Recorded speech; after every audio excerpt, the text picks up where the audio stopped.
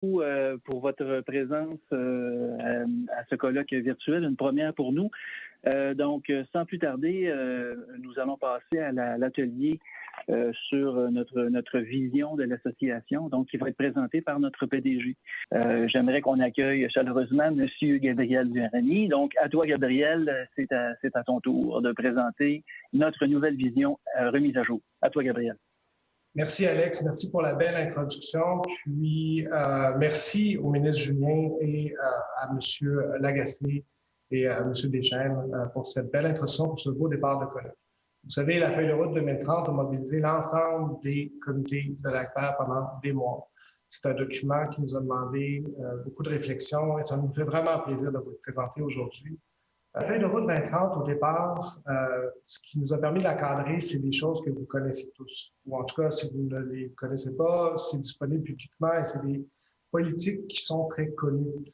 D'un point de vue simple, c'est que nous, quand on a commencé à aborder cette question-là, on s'est basé, c'est sûr, sur les objectifs de la réduction de gaz à effet de serre du Québec, la stratégie énergétique existante, le plan de transition énergétique, et aussi un outil de projection qui a été émis par le gouvernement en 2019, dont je vais vous parler juste un peu plus longtemps.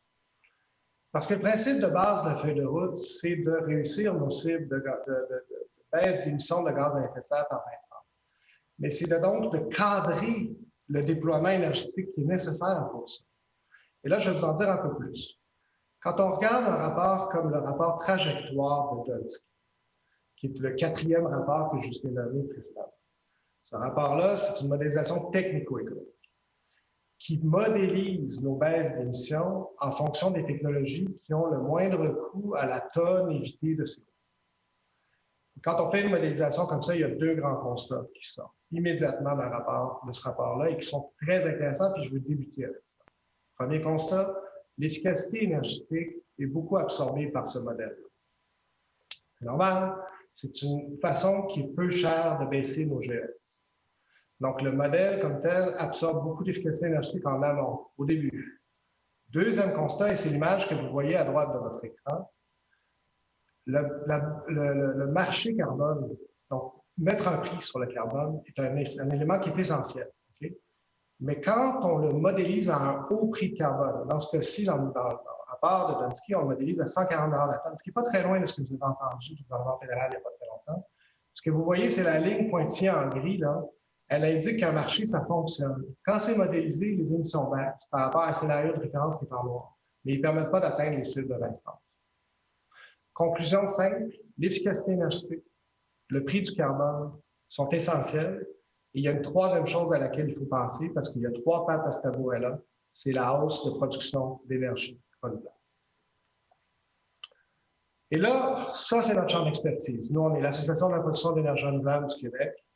Et quand on regarde ça, quand on regarde un rapport comme ça, qu'on regarde la hausse qui est prévue par un rapport comme ça, qui est une projection, ne l'oublions pas, nous, on le met dans un cadre qui est le nôtre, qui est celui du développement énergétique au Québec. Et là, c'est les autres rapports que je vous ai donnés, qui émettent toutes sortes de constats et de grands consensus qui sont listés ici. Utiliser les bonnes énergies aux bonnes places, améliorer la balance énergétique québécoise en remplaçant une énergie fossile essentiellement importée par des énergies qu'on produirait ici. Favoriser une énergie à beaucoup, et qui a des fortes retombées pour nos communautés, pour nous au Québec. Anticiper certains enjeux de gestion de pointe, favoriser l'économie circulaire. On va en parler de tout ça.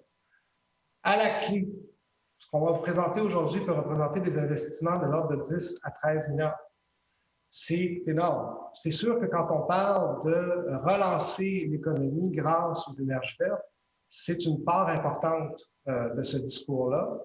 Et donc, c'est ce qu'on vous présente aujourd'hui à travers une feuille de route. Donc, le défi, on le connaît, c'est nos cibles climatiques. Relever le défi, 3 étapes, on va toujours les utiliser. Préparer, mobiliser, démarrer. Et l'opportunité, vous venez de la voir. Mais nous, on l'a séquencé par filière. Donc, c'est l'essentiel de la feuille de route que vous voyez dans la section opportunité, où on s'est attaché à séquencer par filière ce que le rapport Dunsky, finalement, prévoyait. Et n'oublions pas que c'est une révision. Donc, juste, l'ordre de grandeur est important. Donc, le sujet, vraiment, c'est de transformer une urgence climatique ici, dans une opportunité qui est économique. Et c'est littéralement le titre de notre colloque. Et là, on nous a mis une phrase qui vient rechercher un peu ce que je viens de vous dire. C'est une phrase de Saint-Exupéry et qui dit essentiellement, il ne faut pas chercher à prévoir de précision finale et complète comment on va réussir à atteindre les cibles de 2030, mais il faut le rendre possible. Et vous allez voir, la feuille de route, c'est ça qu'elle veut faire. Dans un instant, mon bouton. Juste être sûr. Est-ce que vous pouvez changer la diapositive, s'il vous plaît? Alors, comprendre le défi des cibles telles quelles, si on le fait juste en électricité renouvelable, à gauche, vous trouvez donc la production, à gauche, vous trouvez la production qui est prévue, si vous voulez, par le modèle. Au milieu, vous trouvez ce qui est produit en ce moment au Québec. Et puis, finalement, à droite, vous avez ce qui constitue l'essentiel de l'opportunité, ce qui constitue l'essentiel du défi qu'on a à relever. Et ce défi-là, c'est un défi d'environ 30 TWh. Dans ce défi-là, ce qu'on se rend compte, c'est qu'on a, d'une part, Hydro-Québec doit, c'est sûr, en faire l'essentiel, et d'autre part, il y a une part à la production indépendante, donc l'industrie que je représente, qui vient complémenter l'effort d'Hydro-Québec pour ce bond-là. Pour les gens à la maison, 30 TWh, c'est beaucoup. C'est, juste pour vous donner une idée, là, quand on parle d'un complexe, tout le complexe de la Romaine, on parle d'environ 8 TWh. Donc, on peut changer de diapositive. Quand on parle de la transition, on parle aussi des bioénergies. Et là, vous avez devant vous un constat qui ressemble beaucoup à ce que vous avez vu en électricité renouvelable. D'une part, vous avez une prévision, donc une prévision, c'est-à-dire un modèle qui dit qu'il va falloir à peu près ça pour réussir nos cibles climatiques. Un constat aussi qui n'est pas souvent partagé, c'est-à-dire que les bioénergies sont importantes, c'est un appui stratégique à l'électrification. Et donc, quand le modèle prévoit ce genre d'utilisation des bioénergies, c'est normal. Tout ce qu'il fait, c'est qu'il accepte que les technologies ont plus beaucoup à la tonalité et les bioénergies ont un rôle essentiel à jouer là-dedans. Mais au final, si vous regardez la dernière bulle, la bulle qui représente ce qu'on aurait à produire de plus selon une projection comme celle qu'on a en ce moment, eh bien, c'est à peu près équivalent à ce qu'on a à faire en électricité. Prochaine diapositive, s'il vous plaît. Donc, on va revenir à l'électricité, puis vous allez voir, on va revenir à la bioénergie tantôt. En électricité, 3 filières. Éolien, hydro, petit hydro dans notre cas, et solaire. L'opportunité, on vous l'a présenté tantôt, on parle de 9,5 à 14,5 TWh. Pourquoi l'intervalle? Simplement parce que, 1, c'est une projection. 2, il y a un rôle à jouer d'Hydro-Québec qui est plus ou moins grand et qui n'est pas connu à ce jour. Donc, nous, par la feuille de route, on tient compte de ça, du fait qu'il y a une discussion à avoir avec Hydro-Québec, parce que rappelez-vous que la feuille de route, c'est ça aussi. C'est une mobilisation de l'ensemble des acteurs pour réussir une cible climatique qui est très, très ambitieuse. Mais revenons à nos filières. 3 filières. Comment on a fait pour séparer ça comme ça? Bien, tout simplement, on a tenu compte, puis je viens de vous le dire, de l'effort qu'on a à faire avec Hydro-Québec. On a intégré des délais de développement. On a tenu compte de la maturité des filières. Certaines filières sont plus prêtes que d'autres. Et finalement, on a tenu compte de la nature du modèle québécois. Les appels d'offres, la structure, le temps que ça prend pour faire tout ça. Prochaine diapositive, s'il vous plaît.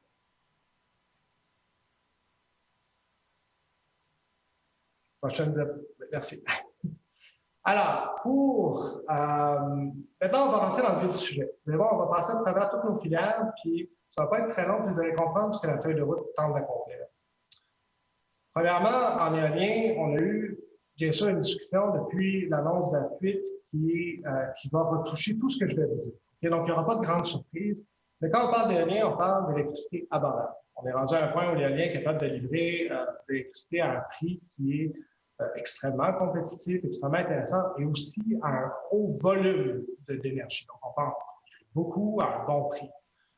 Avec l'éolien, on peut faire du développement régional, on peut faire des partenaires communautaires. On peut aussi littéralement entretenir une filière industrielle existante, une filière industrielle verte, qui est notre filière industrielle éolienne. Donc, on est devant une filière qui a fait ses preuves. qui a fait ses preuves, et je crois que le projet Apuiat l'a rappelé à tout le monde. C'est-à-dire que les annonces du projet Apuiat l'ont rappelé à tout le monde. On a vu un projet développé avec 9 communautés Innu, un partenaire comme Boralex en Scotie, et là, vous avez vraiment l'idée d'un partenariat communautaire. Mais il y a eu aussi tout un lot de développement avant ça qui est énoncé au bas de la diapositive. Okay? C'est une filière qui a fait ses preuves, qui peut livrer 7,5 à 11 TWh. C'est beaucoup, mais elle est capable de le faire. Et qui peut amener des investissements de l'ordre de 3 à 5 milliards. On a dit 3,1 à 4,8 milliards ici. Rappelons-nous simplement, pas pour vous nommer tous les chiffres, parce que je suis sûr que vous pouvez les lire, que quand on parle de filière éolienne, on parle de 5 000 emplois. On parle de revenus conséquents pour les communautés qui les accueillent. On parle de partenariat avec ces communautés maintenant.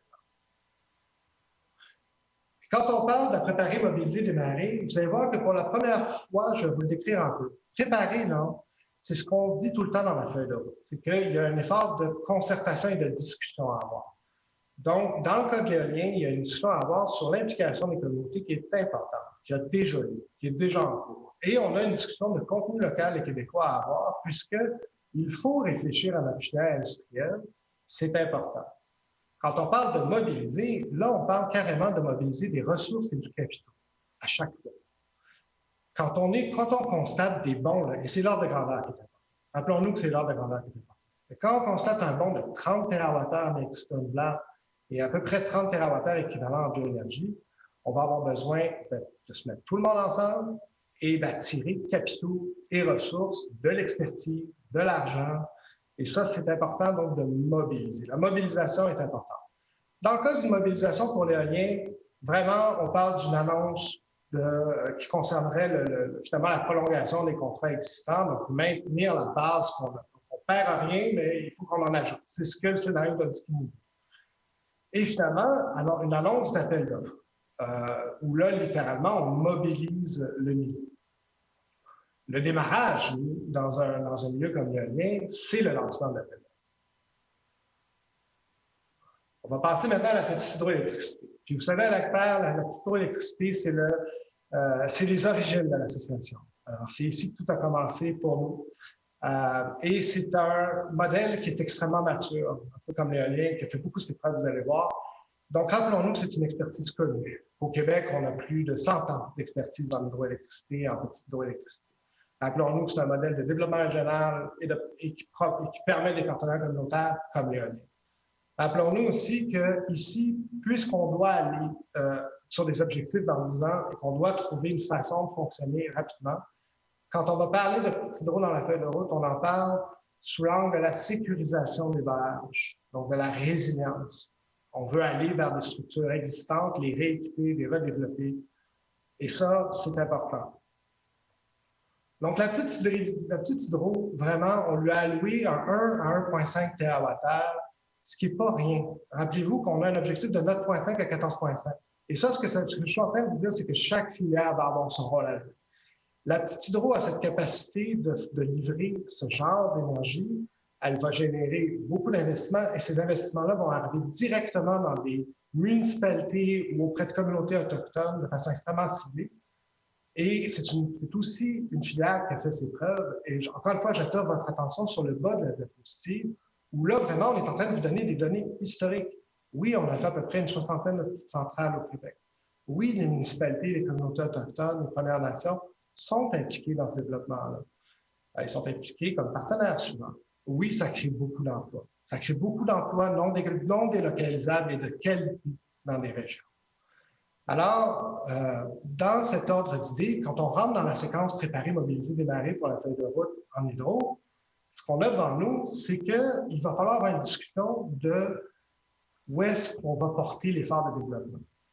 Alors, les barrages et la sécurisation des barrages, c'est une longue discussion qui dure depuis assez longtemps et qui dure depuis, qui s'est en fait, si vous voulez, cristallisé là, depuis un rapport du vérificateur général sur la sécurisation des barrages et ça engendre des coûts pour les gens qui s'en occupent. Et vraiment, il y a une notion d'identifier donc ces barrages-là ou ces coûts-là pourraient être remplacés par littéralement une opportunité de développement pour la communauté environnante. Ce qui m'amène sur le sujet qu'on a besoin d'une discussion sur l'application des communautés, bien sûr. Mobiliser en petite hydro, ça ressemble beaucoup à ce qu'on a énoncé en éolien. Pour attirer l'investissement, pour attirer les ressources, ce qu'il nous faut, c'est, encore une fois, envoyer un signal fort qu'on veut continuer ce développement-là et s'assurer que la mise en œuvre des projets qui ont déjà été annoncés se fasse. Donc, les projets qui ont déjà un contrat d'achat d'électricité, s'assurer que ça soit mis en branle et puis qu'on fasse tous les efforts nécessaires pour que ces projets-là voient le jour. Puis après ça, on rentre dans une logique qui ressemble beaucoup à l'éolien. On annonce, simplement l'annonce va mobiliser les capitaux, va mobiliser les ressources. Et on rentre dans une logique, et peut-être que je ne l'ai pas expliqué auparavant, mais c'est important. Vous allez voir, dans l'électricité, on est toujours dans une logique de cycle récurrent aux 2 ans. Pourquoi? Simplement parce que nous, là, la feuille de route est bâtie sur une projection. Mais on est des gens réalistes, on est des gens de projet. Les membres de l'industrie ici, là, ce qu'ils font, c'est qu'ils déploient de l'actif, ils prennent des risques technologiques, ils bâtissent des partenariats. Mais la visibilité sur 10 ans ne va pas être là au début. Donc, il faut donner des cycles de 2 ans et se donner la chance d'arriver au bout de ces cycles-là pour voir les besoins suivants puis faire un autre processus. Il y a une chose que vous devez noter en petit hydro. En éolien, on avait parlé de lancer un appel d'offres en 2021 pour obtenir des projets dès 2024, ce qui est serré. En hydro, quand on s'est rencontrés, nous, à l'association, on a dit que ce serait un cycle 2025-2026. Donc, rappelons-nous que l'hydro a un cycle de développement un peu plus long. Prochaine diapositive, s'il vous plaît. Ce qui nous amène au solaire. Le solaire, alors là, on est dans un sujet qui est très intéressant, dans lequel beaucoup de nos développeurs ont déjà acquis une belle expertise. On a des développeurs au Québec qui déploient littéralement des centaines de mégawatts dans toutes sortes de juridictions autour du monde. Mais quand on parle de solaire, maintenant, on parle d'électricité abordable aussi. On parle d'une énergie qui a le potentiel de créer des partenariats communautaires. Et en fait, si on regarde les projets qui ont été annoncés dernièrement dans l'ouest du pays, ils ont été annoncés en partenariat avec des communautés autochtones. Donc, c'est tout à fait imaginable d'avoir un modèle solaire qui suit, si vous voulez, le même type de développement que ce qu'on a eu en hydro et en éolien. C'est une filière industrielle verte en devenir. Une véritable filière industrielle verte comme ce qu'on a en éolien. Et rappelons-nous que c'est de l'électricité à bord.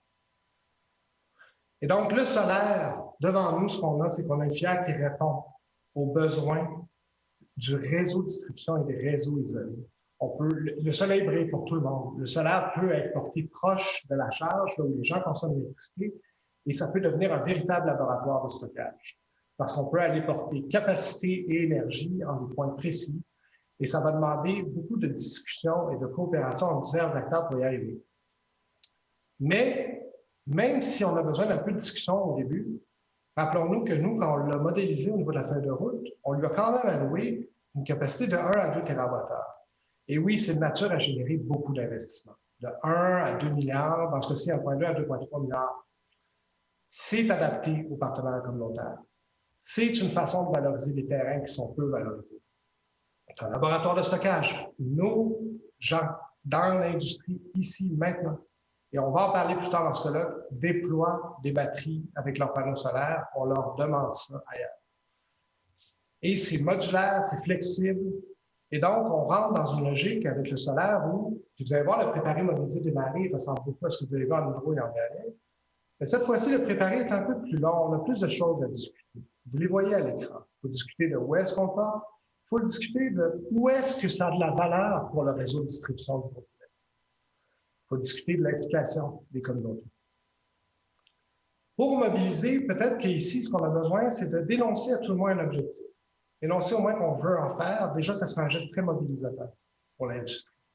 Et ensuite, rentrer dans une logique d'appel d'offres récurrent dédié, parce que le modèle que je viens de vous décrire est très particulier. Comme pour la petite hydro où on vise des barrages qu'on veut sécuriser, en hydro, on vise des points du réseau sur lesquels on va aller livrer un produit énergétique qui évite des coûts ou en tout cas de la valeur pour Hydro-Québec Distribution. Donc, on doit bâtir des processus qui sont vraiment dédiés pour avoir le maximum de bénéfices pour les communautés Hydro-Québec, les producteurs indépendants. Et quand je dis communauté, je parle des municipalités et des Premières Nations.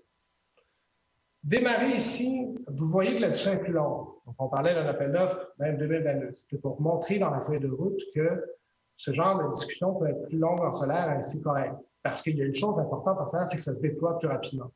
Donc, même si on est dans la discussion jusqu'en 2022, nous avons prévu un cycle de projet en 2024 et 2025.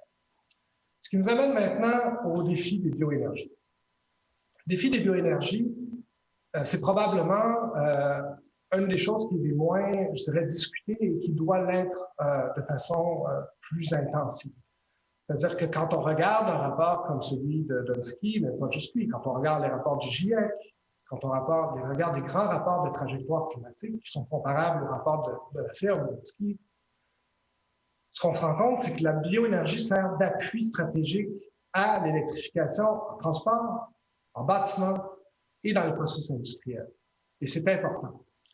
Si on veut vraiment obtenir une baisse de moins 37,5 % par rapport à nos niveaux de 1990, tel qu'énoncé dans le PEV, c'est un élément essentiel de cette discussion-là. Donc, comment on a séparé les filières? Premièrement, sachez que ces discussions-là, de façon séparée, ont toutes lieu. Qu'on a tenu compte des délais de développement qu'on connaît, qu'on a tenu compte d'une réglementation qui est en train d'être déployée. Et surtout, rappelons-nous qu'il y a 3 grandes filières. Le gaz naturel renouvelable, la biomasse et les biocarburants. Et à l'intérieur de chacune de ces filières-là, il y a des discussions séparées. Donc, on part, je vais vous le décrire. Le gaz naturel renouvelable, ou le GNR, est une discussion de développement régional à bien des égards. C'est une discussion d'économie circulaire. Les bioénergies sont une discussion d'économie circulaire presque systématiquement parce qu'on est en train de valoriser un déchet ou une matière résiduelle sous forme d'énergie.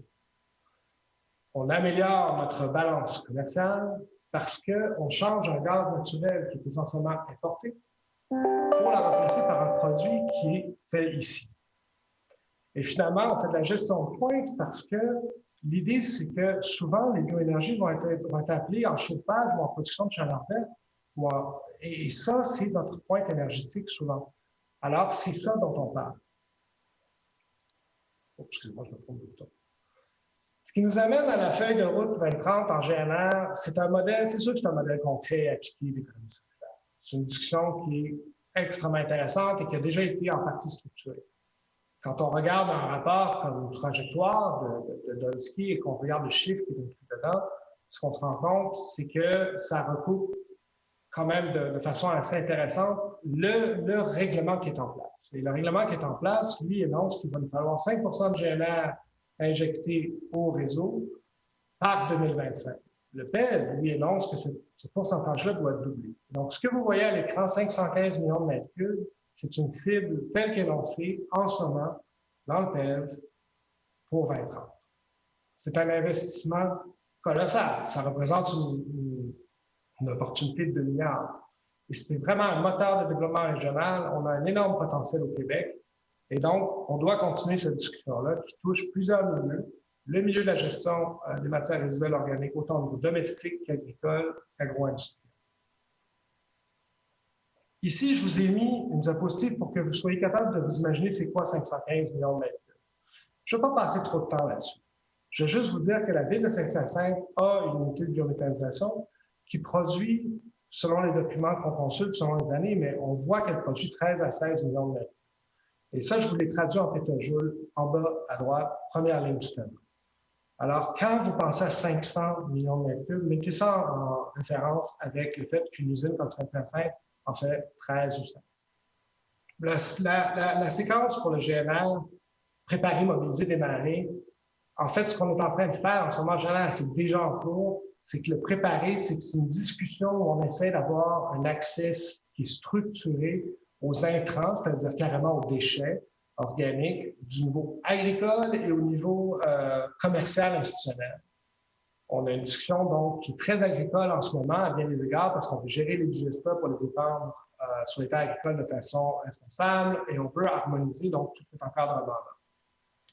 La mobilisation est déjà en cours, c'est-à-dire que la cible de teneur minimale a été énoncée au PEV. Quand nous, on a écrit la feuille de route, les choses se faisaient en parallèle et tout se passe. Et vous voyez ce qui a été écrit finalement est en train de littéralement se concrétiser. Quand on parle du deuxième geste de mobilisation, là, on parle vraiment du marché carbone. De s'assurer que quand on fait de l'économie circulaire, comme de la biométhanisation ici, ou du GNR, s'il vous plaît, ce qu'on est en train de faire, c'est qu'on enlève des émissions de déchets, donc le déchet telle qu'elle est un élément à notre bilan d'émission. Et on en fait un méthane, si vous voulez, un GNR, qui lui va remplacer un produit qui est importé et polluant, qui est un gaz naturel fossile. Donc, on frappe 2 fois dans le bilan climatique. Déchets, bâtiments. Poste d'émissions de déchets, poste d'émissions de bâtiments. Donc, s'assurer que les producteurs, que le milieu agricole ait accès aux revenus de la bourse carbone est important. Et démarrer, eh bien, dans le cas des bioénergies, ça fonctionne par le biais de programmes et c'est déjà en cours. Et donc là, on vise un programme qui serait tourné vers le monde agricole. Ce qui nous amène à la biomasse. Donc, pour la biomasse, telle quelle, on parle beaucoup de chaleur. Ici, encore une fois, de chaleur renouvelable. On traite sensiblement des mêmes sujets. Vous voyez qu'on parle d'économie circulaire, d'améliorer la balance commerciale, de gérer la pointe. Et on parle de développement régional. Mais je vais vous expliquer pourquoi. Quand on parle de biomasse, c'est un peu l'envers du décor de ce que je viens d'expliquer. C'est très simple à retenir. Tout le monde n'a pas accès au gazoduc. Tout le monde n'a pas le gazoduc comme option de transition. Il y a des régions administratives entières au Québec qui n'ont pas le gazoduc comme option de transition. Le GNR, d'une part, nous permet de maintenir une infrastructure essentielle, le gazoduc en le verdissant. Okay? Ça nous enlève beaucoup de coûts au niveau d'une hausse, finalement, de nos capacités de réseau électrique, certes. Mais ce n'est pas tout le monde qui a accès. Et par contre, ces régions administratives-là qu'on a listées et que vous voyez en bas à gauche, elles ont accès à beaucoup de biomasse sur les résiduelle, par contre. Et donc, on est devant ce constat que ces régions doivent finalement être encouragées par une stratégie qui est bien ciblée sur ces régions-là et sur certains usages agricoles. Parce que rappelons-nous que quand les rails ont été bloqués en appui finalement à la cause de Wet'suwet'en, le propane ne s'est pas rendu à nos fermiers et on s'est rendu compte qu'on séchait beaucoup de grains avec du propane au Québec et c'est un enjeu. Alors, que ce soit les usages agricoles ou les régions administratives qu'on vous a listées, si on cible correctement ces usages-là, on peut déployer un programme qui est très intéressant et utiliser une énergie d'ici, qui est disponible maintenant, qui est très mature. On parle littéralement de chaudière à la biomasse. C'est un moteur de richesse et d'emploi. On crée des petites chaînes de valeur, des petites chaînes de distribution régionales qui créent beaucoup d'emplois.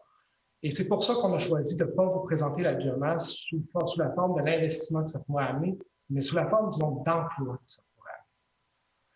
Quand on parle de ce que ça veut dire en ce moment, la cible qui est énoncée à la feuille de route, 17 pétajoules, on parle de 1,2 million de tonnes métriques, okay, pour 2030. Rappelons-nous qu'on a un produit standardisé au Québec, stabilisé, qui marche de biomasse, c'est la granule.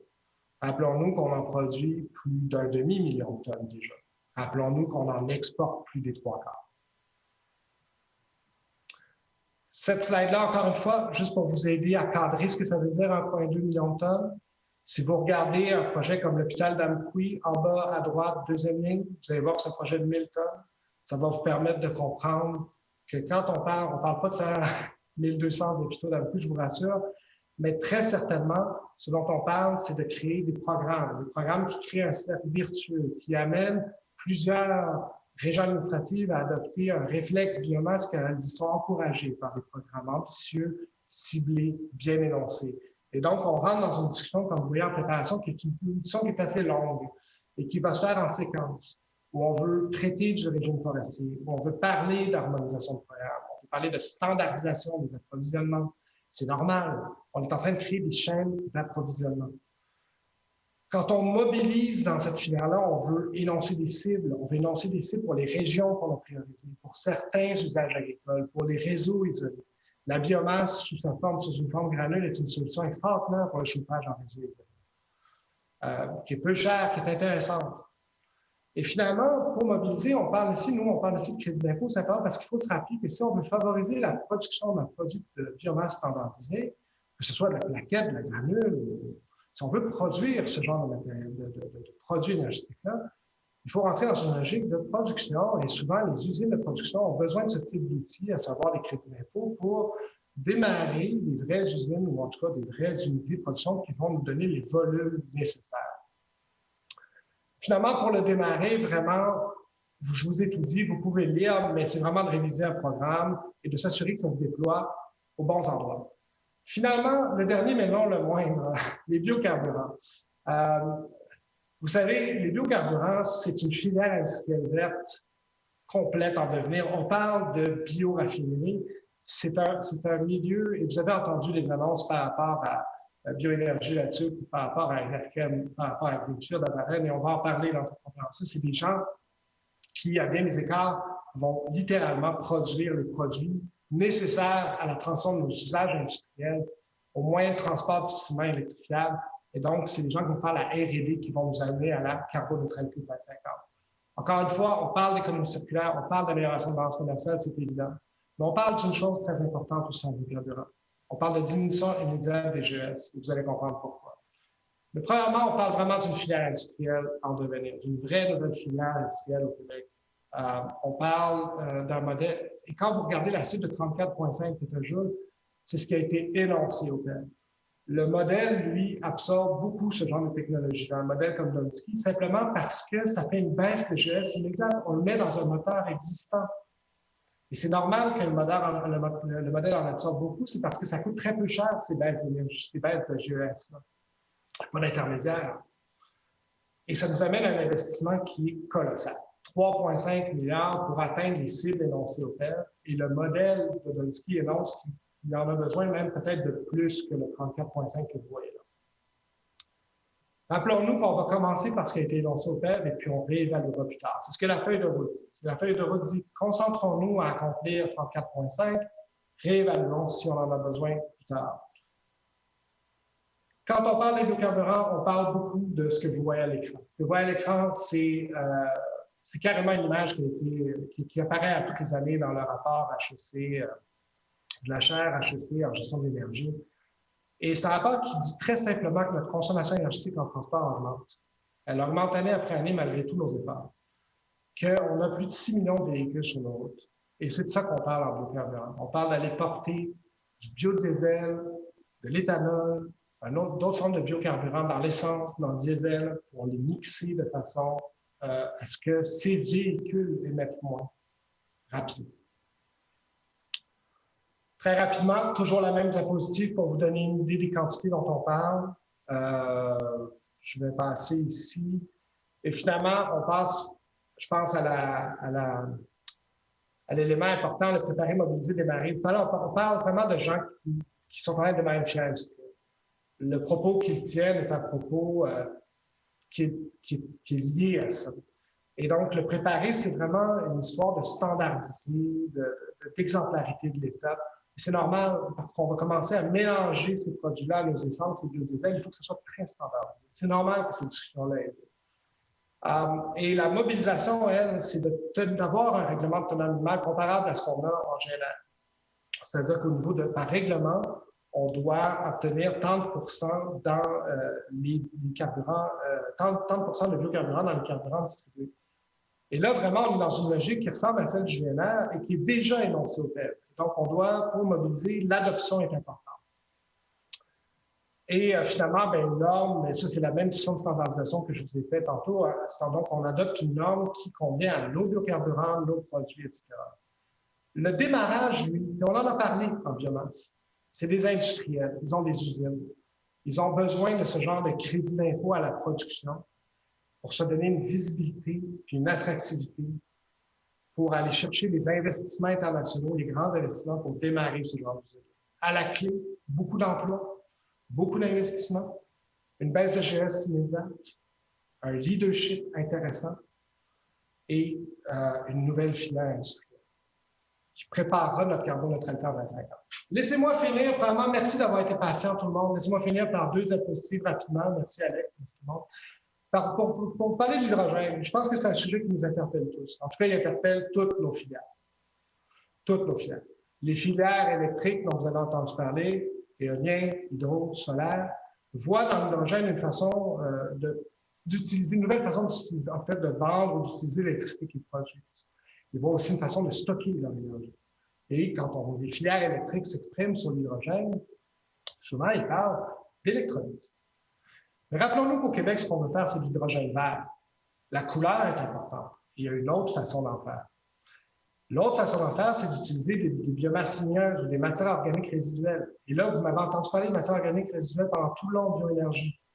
Donc, vous comprenez que la valorisation par gazéification pyrolyse, qui est l'autre façon de produire de l'hydrogène vert, interpelle certains secteurs de bioénergie. Puis finalement, il y a un autre élément.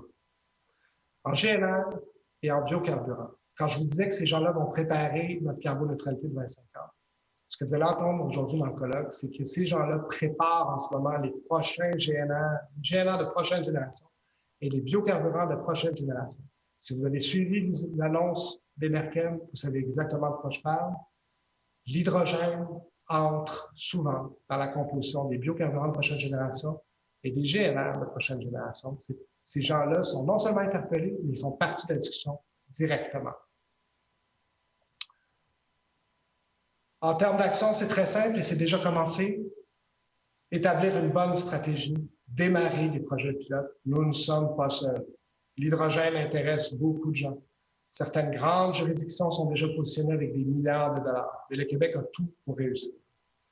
Sur ce, je vous remercie de nous avoir écoutés. Le document complet sera disponible sur notre site web. Et merci, Alex. Je ne sais pas si on va avoir le temps pour les questions, malheureusement, mais en tout cas, j'espère que ça vous a plu.